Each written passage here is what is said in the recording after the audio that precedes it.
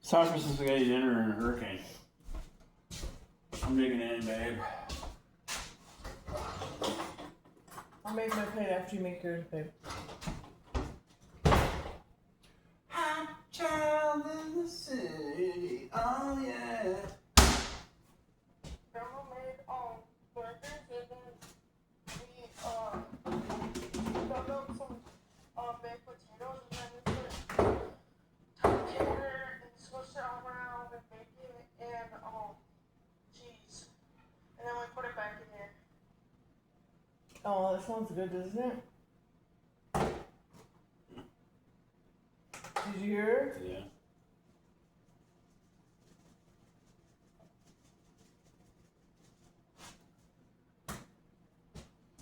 Hot child in the city, whoa. Said it was super good.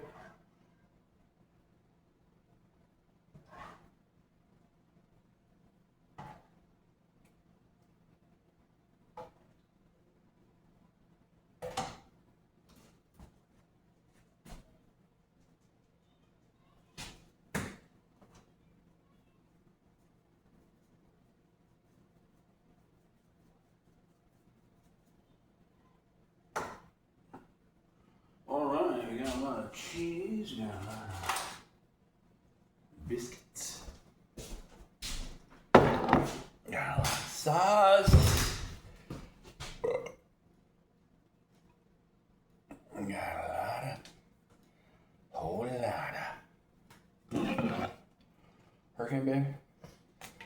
Yeah.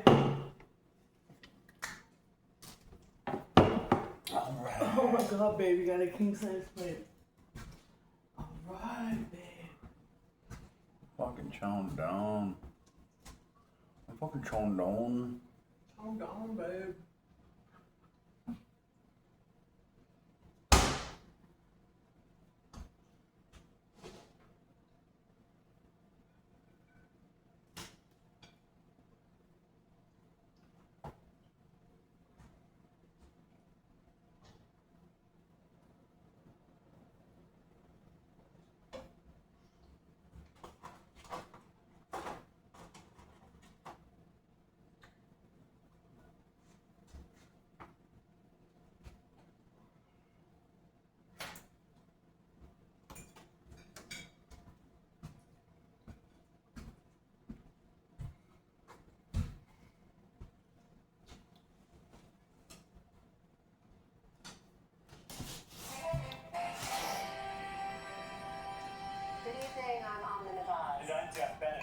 Hour tonight, the fragile U.S.-Iran truce is holding for now as Israel signals readiness for direct talks with Lebanon.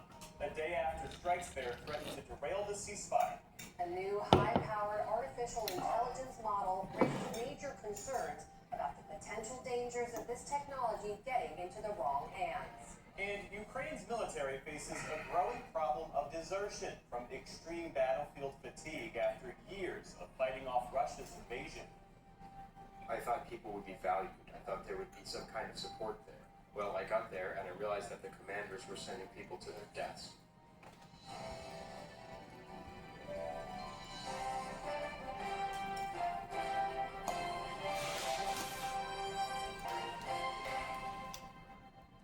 Major funding for the PBS NewsHour has been provided by. In 1995, two friends set out to make wireless coverage accessible to all.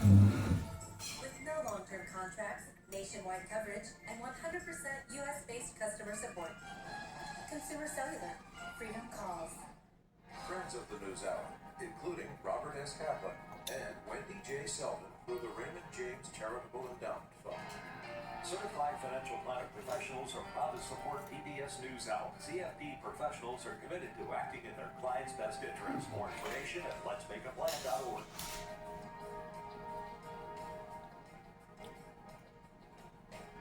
Carnegie Corporation of New York, working to reduce political polarization through philanthropic support for education, democracy, and peace. More information at carnegie.org. And with the ongoing support of these individuals and institutions.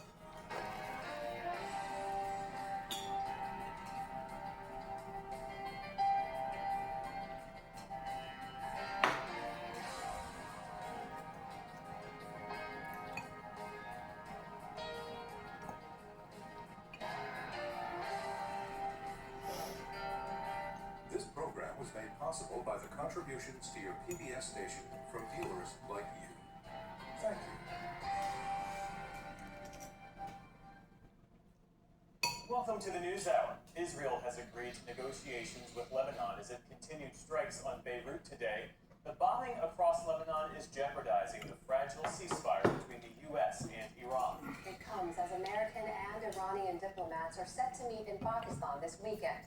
But a wide gulf of trust and lack of clarity on demands threatens this possible end to more than 5 weeks of fighting.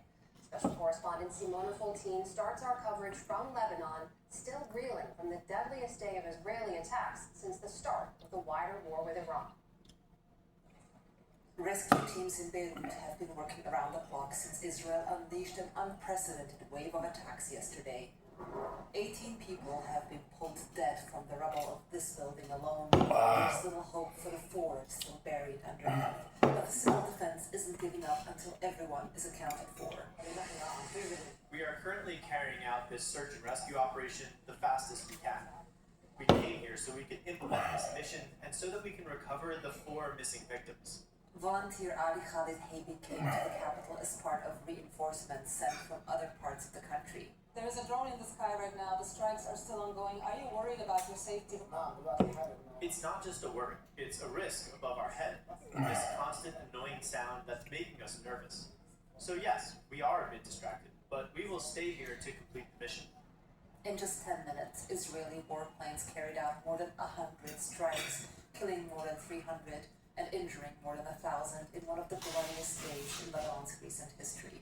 Israel says it was targeting Hezbollah. The strikes hit densely populated residential neighborhoods, exacting a heavy civilian toll. Scenes of devastation like this one are repeated across the capital, Beirut, in areas that were previously deemed safe. That perception of relative safety has been completely shattered. There's a profound feeling of shock, uncertainty, and fear that there are no guardrails to prevent this war from escalating further.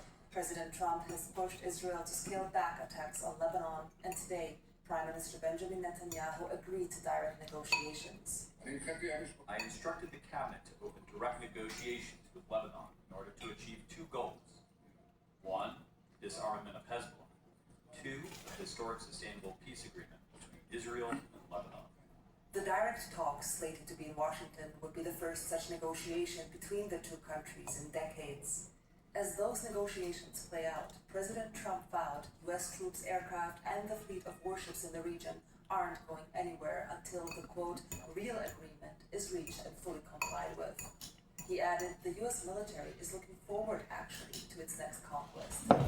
It comes as President Trump has heavily criticized the NATO alliance for what he says is a lack of support for the U.S. war effort in Iraq. Allies are doing everything the United States is asking. In Washington, one day after meeting with the president, NATO Secretary General Mark Rutte signaled support for the U.S. military and that the alliance may play a role in securing the Strait of Hormuz. But what I see when I look across Europe today is allies It's providing a a hurricane. massive amount of support, basic, logistics, and other measures to ensure the powerful U.S. military succeeds in denying Iran Sleep good tonight, babe. and degrading its capacity. Fucking lots to talk about But Iran remains tonight. defiant. The supreme leader, Moshtaba Khamenei, put out a statement today declaring victory for the Iranian people. A news anchor read it out on state TV. It is clear before everyone's eyes the dawn of the Islamic Republic's emergence as a great power, while the evil is facing the downhill slope of weakness. For many Lebanese mourning their loved ones and picking through the rubble of their homes, ceasefire deal, let alone peace with Israel, seem more elusive than ever. Ragad Ali Mohammed survived the strike on this building in central Beirut. His living quarters were on the lower ground floor, which is likely why he escaped unharmed. The dental clinic right above him was completely destroyed. I was in my room downstairs, and suddenly the rockets came down, hitting this dental clinic. The ceiling came down on us. There was no warning. The place was full of dust. It took 10 to 15 minutes until I could see anything. So I could open the door and escape through a small crack. Rahat has worked as the building's attendant for 5 years. He knew each and every person who lived here and said none of the residents were affiliated with Hezbollah. Our building has 7 floors. All of the residents are civilians. Oh, man, I'm so full. Alrighty. Yes. To the ground. The IDF said it expanded its military campaign to neighborhoods like these because Hezbollah had moved outside its traditional areas of control, but it has provided no evidence to support these claims. In the wake of so much loss, accusations are swirling around, fueled by paranoia and growing internal rifts among Lebanese. This woman, who lives in the neighborhood, came out to us to say that she saw suspicious movements in and out of the building that was demolished. She wanted to remain anonymous out of fear for her safety. Elisa, for 2 years, we've been saying that there are trucks entering the building that we are suspicious of. They've entered several times. We couldn't verify these claims. Another neighbor told us that authorities reportedly inspected the building and found nothing. Even if Hezbollah was present here, international law still requires Israel to observe principles of proportionality and precaution to prevent civilian harm. But yesterday's air raids were all but proportional, and they came without warning. Lebanon's Prime Minister Nawaf Salam said the government would file a complaint to the UN Security Council. This dangerous escalation comes in defiance of all international and regional efforts to end the war in the region and blatantly disregards the principles of international law and international humanitarian law. Indeed, it flagrantly violates them. The Prime Minister repeated calls to disarm Hezbollah. The army and security forces are required to immediately begin enhancing the state's full authority Turn the heat down? Beirut and restricting arms to legitimate forces. I know it's just menopause That day. process was ongoing so? before the war escalated last month. The Lebanese army had confiscated much of tell Hezbollah's it comes weaponry with a in bit of Lebanon itself, anxiety and completing the first of a precarious form of withdrawal or five-phase plan something? to disarm the militant group. Withdrawal. But army officials have said it's No, not it's just what it feasible feels to like. take It Hezbollah's feels weapons like by a withdrawal force, of some and sort. as long as Israel keeps attacking and occupying the country. For the PBS NewsHour, I'm Simona Fontin in Beirut, Lebanon. In recent days, the focus has been on the ceasefire with Iran, tensions in the Strait of Hormuz, and Israel's continued strikes in Lebanon. But less attention has been paid to the people inside Iran, those who have borne the brunt of U.S. and Israeli attacks. What are they thinking about this war and about the regime that governs them?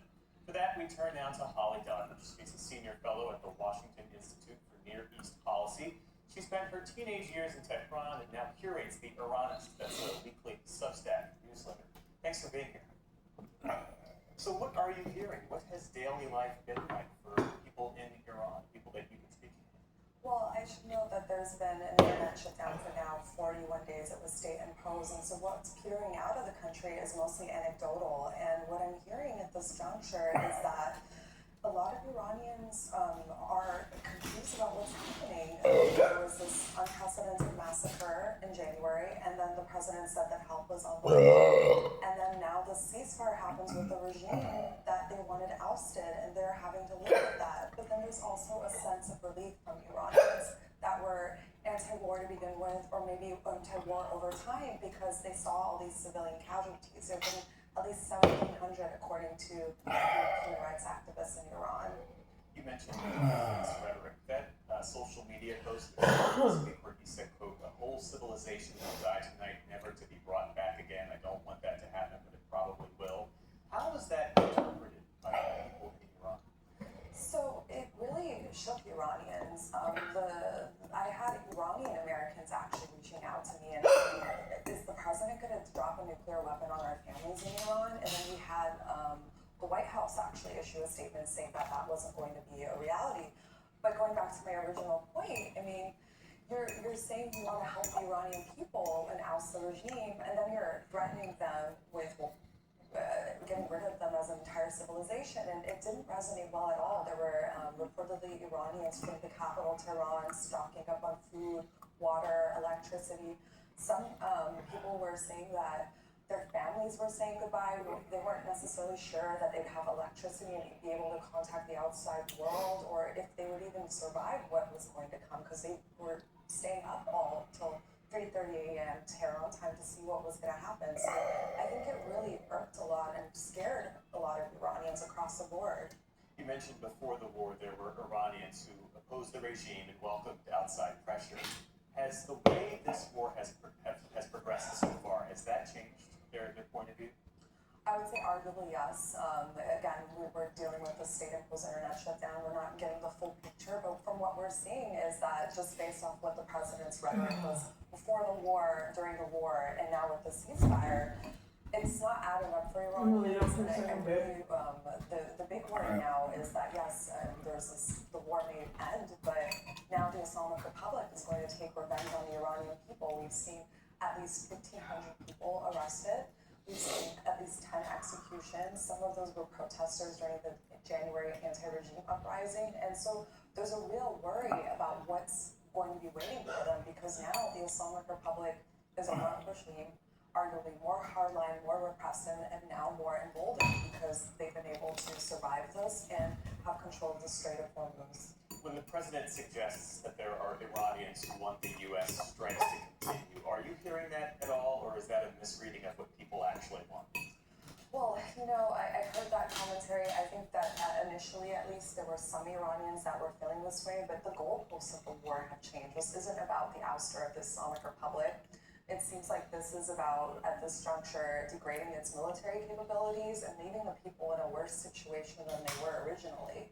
And so it's hard to say that this is something that Iranian people asked for. They've asked for the ouster of the Islamic Republic, one that now apparently Vice President J.D. Vance and a team are going to be meeting with Islamabad for talks. So I don't think this is what the Iranian people want. Understanding that no group is a monolith, how has this war reshaped how ordinary Iranians view the U.S. and view Israel? For a long time, I've said that Iranians are arguably the most pro-American in the Middle East, if not the world, and I'm not entirely sure how they're going to feel after this war, assuming that the ceasefire holds because of what has happened over the past few weeks. But I think that there's also a reality that Iranians know how to separate the government of the United States from the American people, and they've always said that. And so I think that we can't put one sort of thinking for Iranians, especially anti-regime Iranians. Thanks as always for your insights.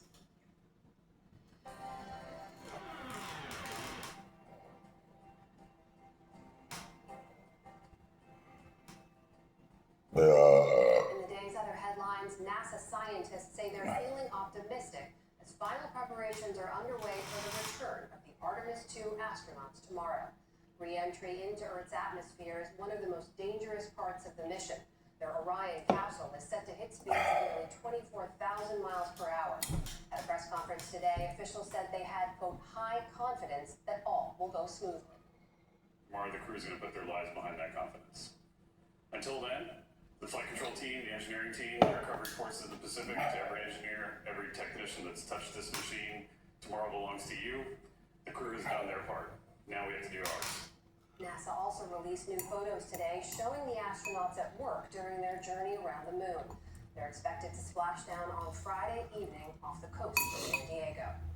The Justice Department is reportedly investigating whether the NFL used anti-competitive tactics in its media rights agreements. That's according to several news outlets and was first reported by the Wall Street Journal. Fans, regulators, and members of Congress have voiced concerns in recent months over the cost of watching games now that they're offered across various broadcast, cable, and streaming platforms. In a statement, the league defended its practices, saying that, quote, with over 87% of our games on free broadcast television, the NFL has for decades put our fans front and center. The UK and Norway said today they foiled a covert Russian submarine operation to potentially sabotage undersea cables in the North Atlantic. Britain's Defense Minister John Healey told reporters that military operation lasted more than a month and involved a Royal Navy frigate, aircraft, and hundreds of personnel. He said the Russian vessels eventually left with no evidence of any damage to cables or pipes. At one point, Healey addressed Russian President Vladimir Putin directly. We see you. We see your activity over our cables and our pipelines. And you should know that any attempt to damage them will not be tolerated and will have serious consequences. Russia has dismissed previous claims of sabotage. Undersea cables are crucial for electricity, internet, and global communications, especially for the UK. More than 90% of its day-to-day internet traffic travels through such cables. Back here, the nation's fertility rate fell to another record low last year. That's according to provisional data out today from the U.S. Centers for Disease Control and Prevention. There were just over 53 births per 1,000 women of childbearing age in 2025. That is down from nearly 54 births the year before and continues a trend that dates back to 2007. The overall number of babies born in the U.S. last year also slipped to around 3.6 million. One factor driving the decline has been lower birth rates for teens and women in their 20s. Emperor penguins are now considered an endangered species as climate change threatens their natural habitat. The International Union for Conservation of Nature cited a decline in sea ice for its change of status as the world's largest and most recognizable penguin species. Emperor penguins rely on this ice to live, hunt, and breed. Scientists warn that without major cuts to greenhouse gas emissions, emperor penguin numbers could be cut in half by the end of this century. They also added the Antarctic fur seal to its endangered species list, as rising ocean temperatures affect its food sources. On Wall Street today, stocks ended higher amid cautious hopes for a lasting ceasefire in Iran. The Dow Jones Industrial Average added 275 points on the day. The Nasdaq rose nearly 200 points, or almost 1%. The S&P 500 also ended firmly in positive territory. And K-pop supergroup BTS kicked off its reunion world tour today after a nearly 4-year hiatus.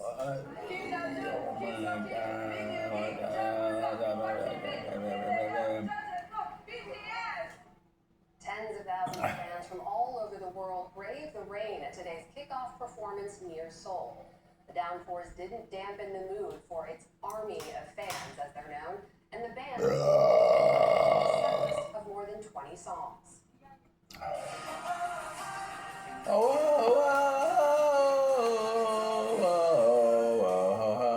BTS burst back on the scene with a massive one-off concert last month in Seoul.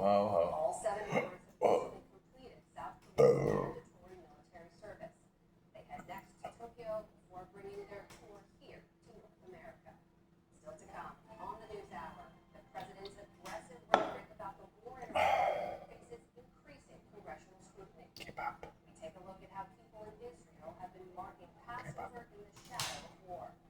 And we go inside Chicago's innovative Steppenwolf Theater Company as it celebrates 50 years. Whoa. Whoa. Oh. It's magic, you know.